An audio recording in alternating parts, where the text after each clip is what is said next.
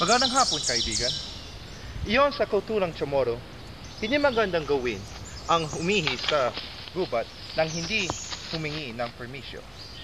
Iyon sa kasabihan, ang lalabag ay paparusahan ng tatamona. Sila ay makakaroon ng pamumula at pantal-pantal sa balat. Ito ay napakasakit at hindi nagagamot ng medisina.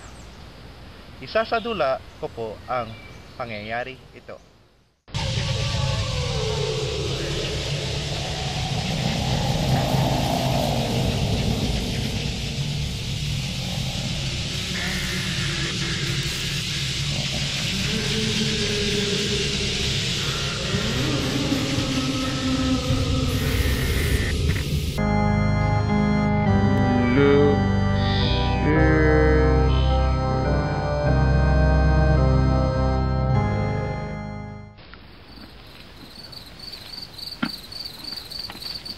Uy, bilis mo.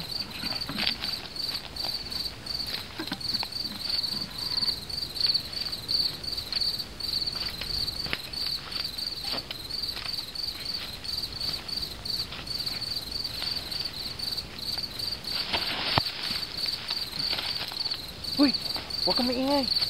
Huwag ka dito. Ang hirap ito. Tara, come.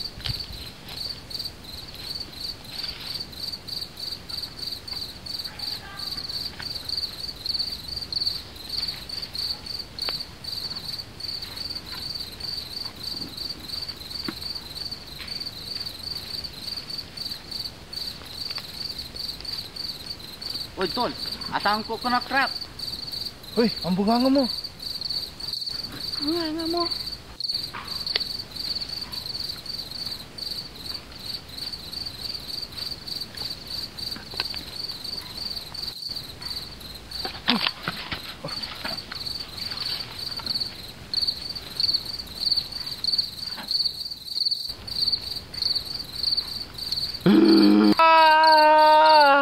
Uy, tinakot mo ako. Ano ba? Tol, tingnan mo, bote. Inom tayo. Ano ba? Kulit mo talaga. Ay, nako. Uy, ano yung pare?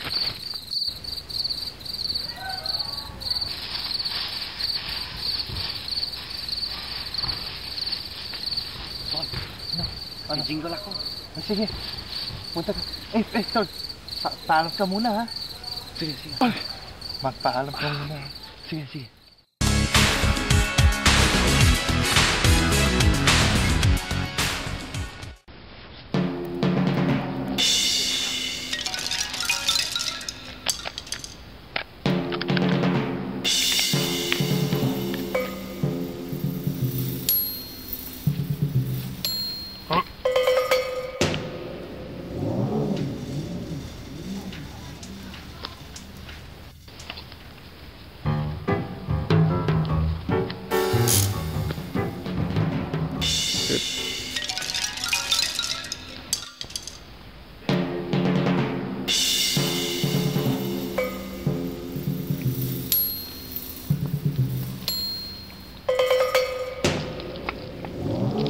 Ayo, mag-otso-otso.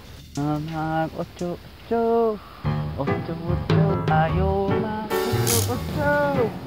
Otso-otso. Otso-otso. Otso-otso na. Otso-otso. Otso-otso.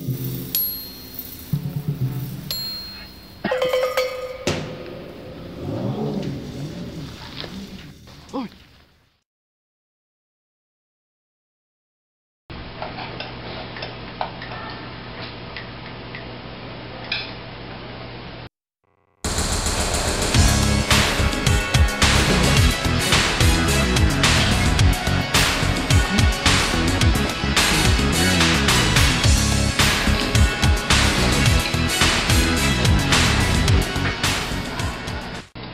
Hey, what you think about the cook, man? Dude, I don't even know what this stuff is, man. Oh, that's adobo. Beef adobo. It's really good, right? No, I don't know. I think I'm... Hey, do you see that? See what?